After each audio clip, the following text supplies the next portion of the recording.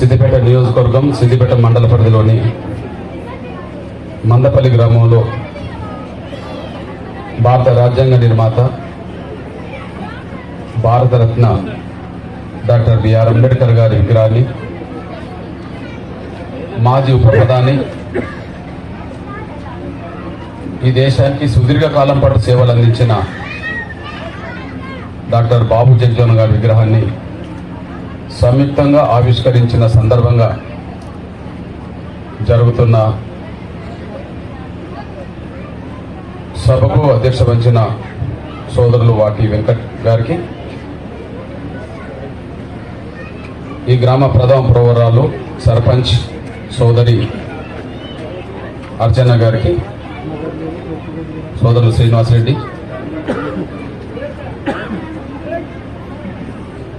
మనకు సందేశం ఇచ్చి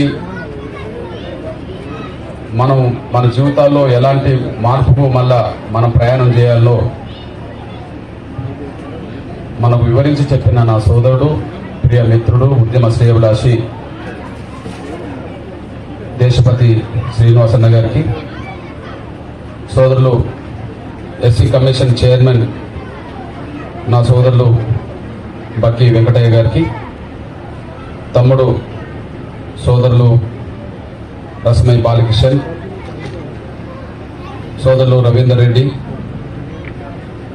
రాజయ్య, మాజీ సర్పంచ్ చంద్రకాంత్, శ్రీనివాస్, యాదగిరి, తమ్ముడు నంగనూరు ఏఎంసీ మండల చైర్మన్ తమ్ముడు కనకరాజు, ఇంకా వేదిక మీద ఉండబడే గ్రామ పెద్దలకు, ఎంఆర్పిఎస్ ఎంఎస్పీ శ్రేణులైన నాయకులందరికీ, ఈ సభలో పాల్గొన్న ఈ గ్రామంలో ఉండబడే అన్ని వర్గాల నా తల్లులు, అక్కలు, చెల్లెలకు, వివిధ కులాల రాజకీయ పార్టీల పెద్దలందరికీ, పాత్రికేయ మిత్రులు, ఎలక్ట్రానిక్ మీడియా, సోషల్ మీడియా సోదరులందరికీ,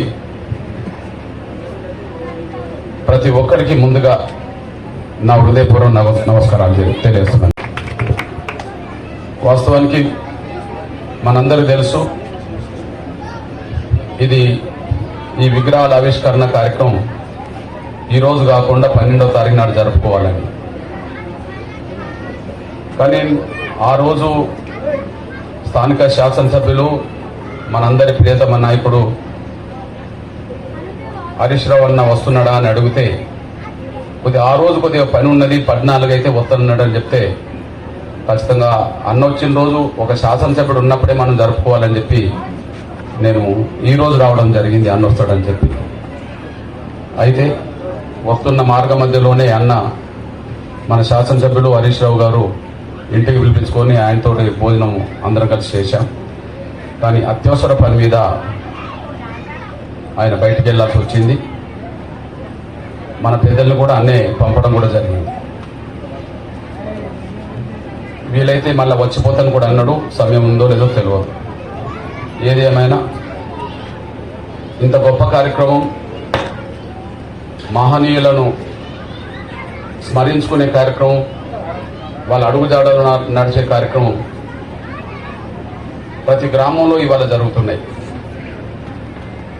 ఇంత మారుమూల గ్రామం అయినప్పటికీ కూడా ఇంత ఘనంగా ఈ కార్యక్రమం జరుగుతుంది, చాలా సంతోషం.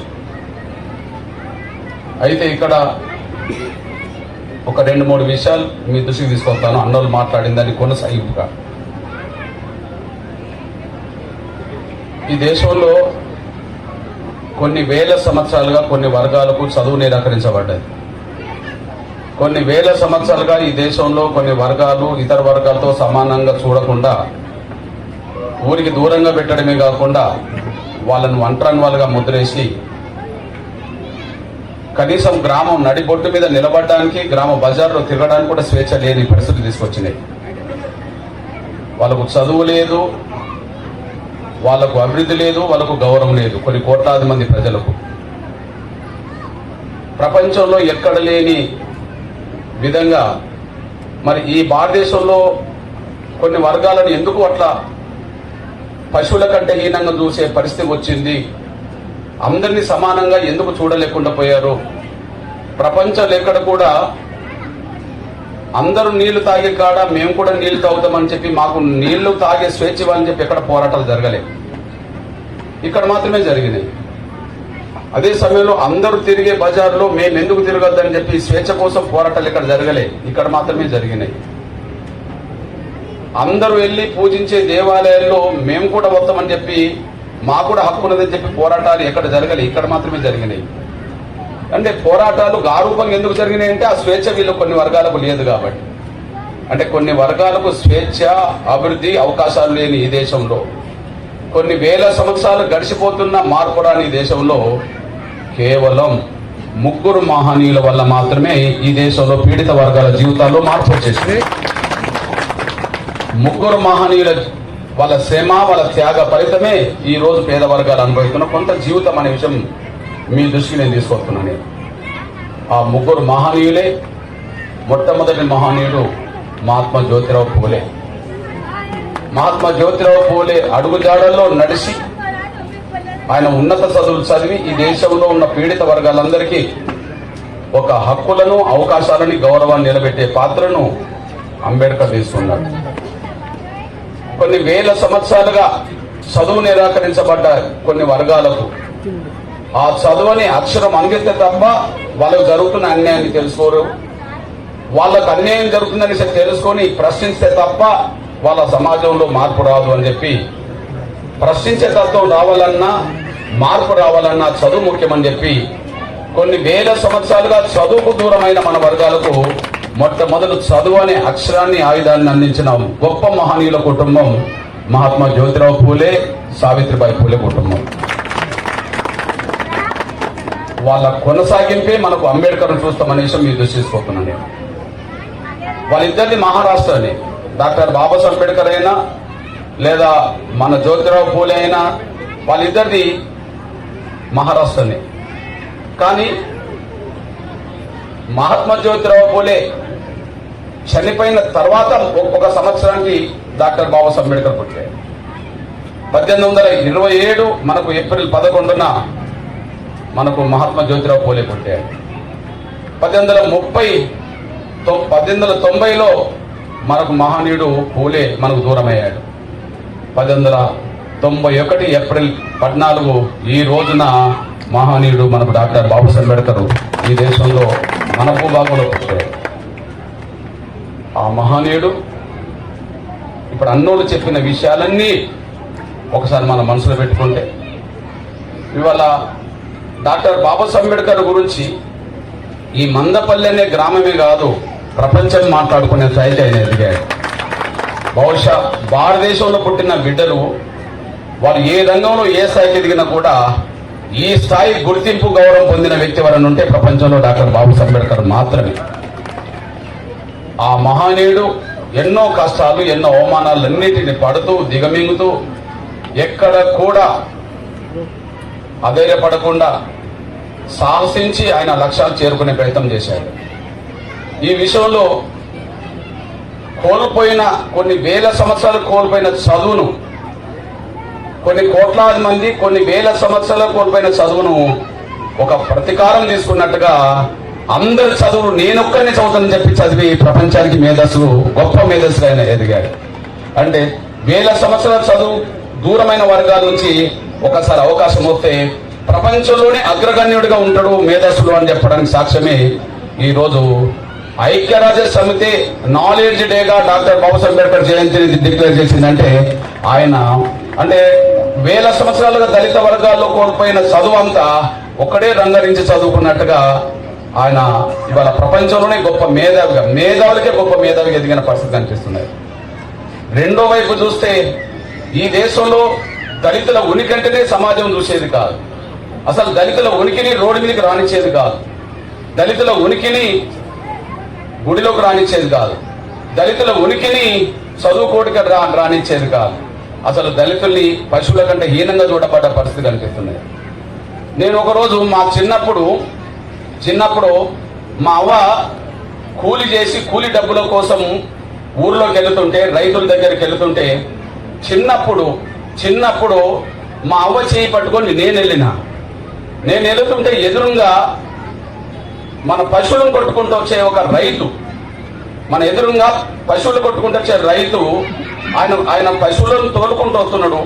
మేము మా అవ్వరు చేయబట్టుకొని నేను ముందుకెళ్తుంటే అనుకోకుండా నా చిన్నతనంలో నా చేయి తగిలింది ఆయనకు. అంతే, ఆ చేయి తగిలిన వెంటనే అరే నువ్వెవడిరా అని చెప్పి 2-3 బూత్ పదాలతో కులాన్ని అది చేసి నన్ను పొట్ట మీద తంతే నేను కింద నేల మీద పడాల్సి వచ్చేసింది.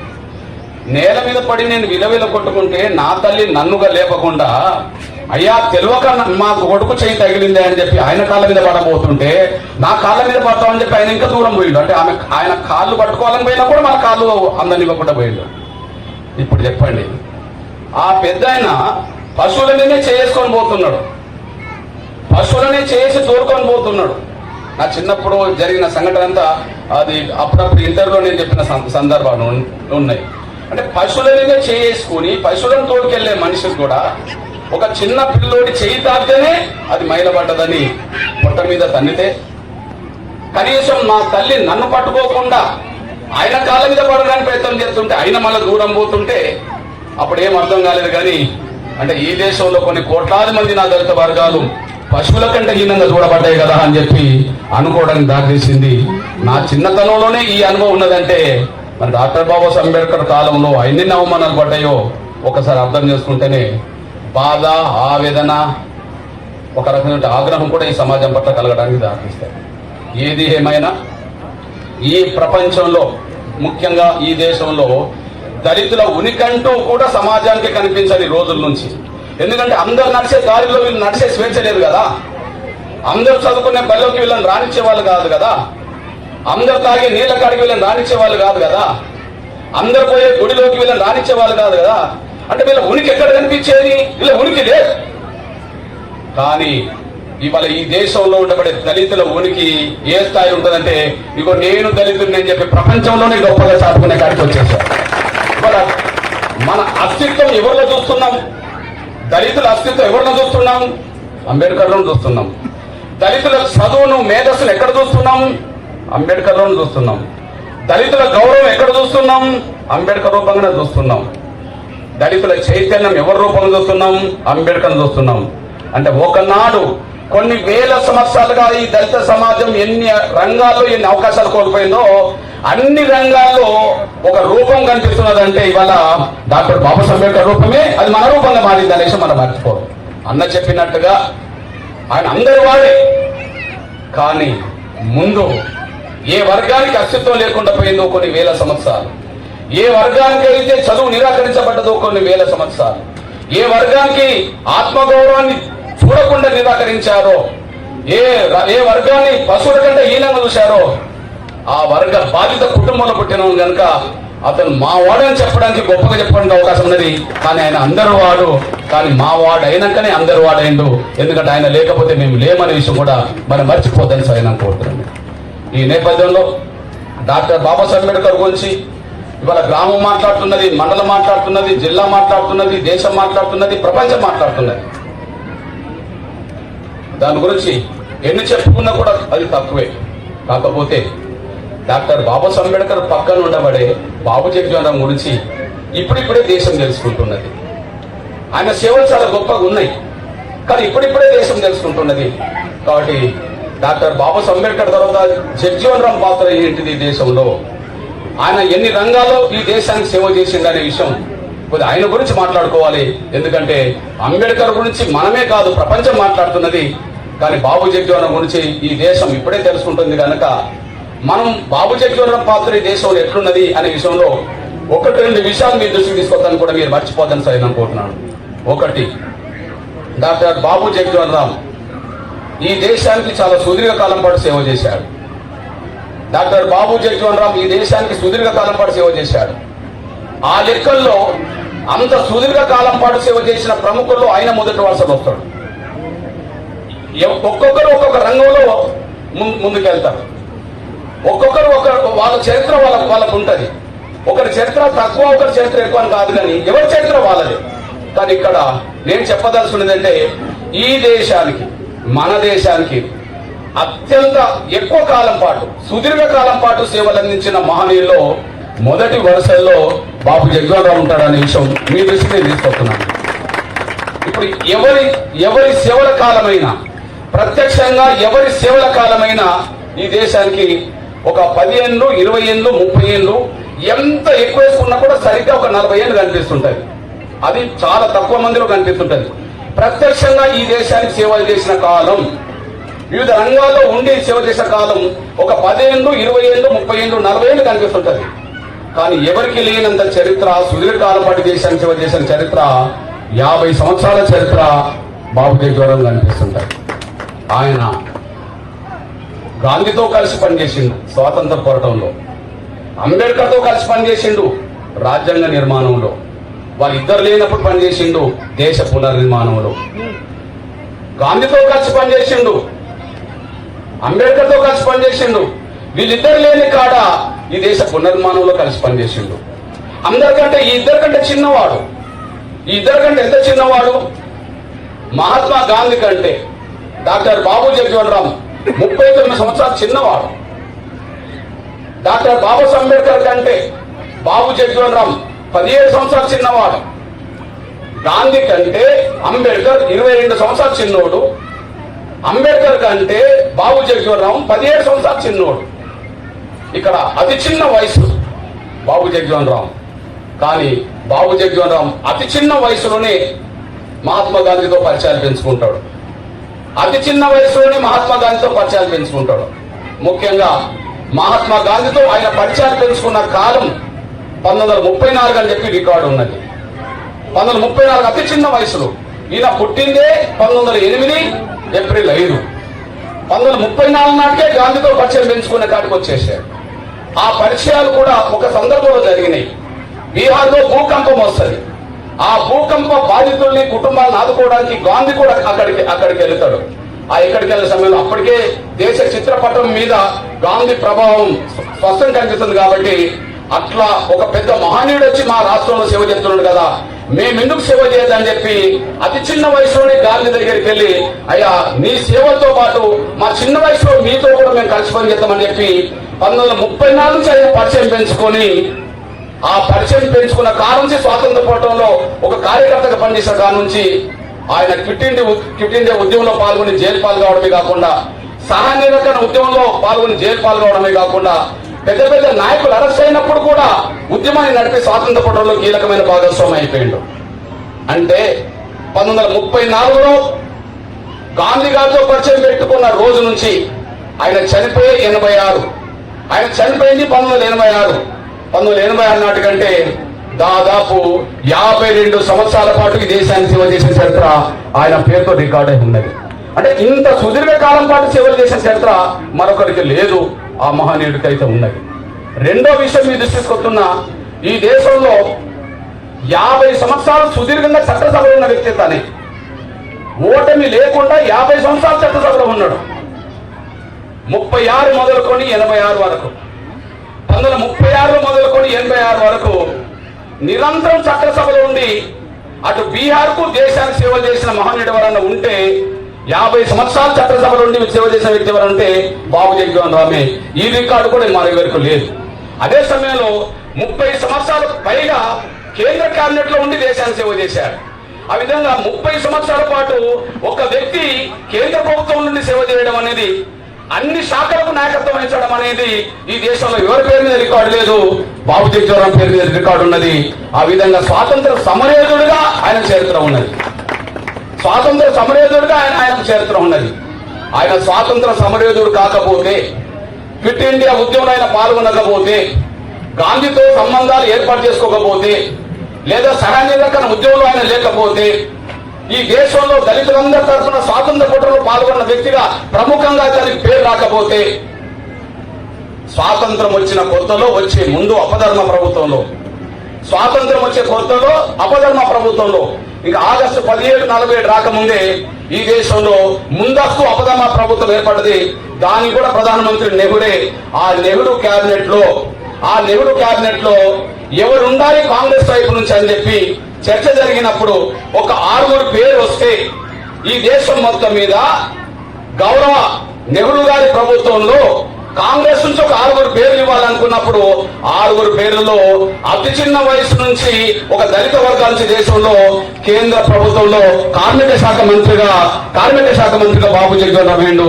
అంటే దేశం మొత్తం మీద మొదటి ప్రభుత్వంలో కేంద్ర మంత్రివర్గంలో ఎవరైనా దళితుడు ఉన్నారంటే బాబు జగ్జీవన్ రామ్ మాత్రమే దళితుడుగా ఆయన ఉన్నాడనేసి మీరు మర్చిపోతారు సార్ నేను కోరుతున్నాను. అంటే అతను బేబీ మినిస్టర్ అనేవాడు. అంటే అతి చిన్న వయసులో కేంద్ర ప్రభుత్వంలో దేశంలో మొదటి దళిత మంత్రి ఎవరన్నా ఉంటే బాబు జగ్జీవన్ రామ్ పేరు వచ్చిందంటే ఆయన సేవలు లేకపోతే, ఆయన శ్రమ లేకపోతే, ఆయన పోరాటం లేకపోతే, ఆయన త్యాగం లేకపోతే మొదటి కేంద్ర ప్రభుత్వంలో కేంద్ర మంత్రిగా ఉండడానికి అవకాశం లేదు. ఆ స్థాయి ఉన్నది కాబట్టి ఆ స్థాయికి వచ్చిన దేశం అని మర్చిపోదు. ఎందుకు వచ్చిందో అతను దేశ స్వాతంత్ర పోరాటంలో పాల్గొన్న దళిత వర్గాల నుంచి వచ్చిన మొదటి ప్రముఖుడు కాబట్టి ఆయన కేంద్ర ప్రభుత్వంలో మంత్రి కాగలిగాడు. లేదు ఇంకేమైనా అవుతారు కదా. కానీ ఆయన కావడం వెనుక ఆయన పోరాటం, ఆయన చరిత్రనే అందుకు సాక్ష్యంగా నిలబడ్డది.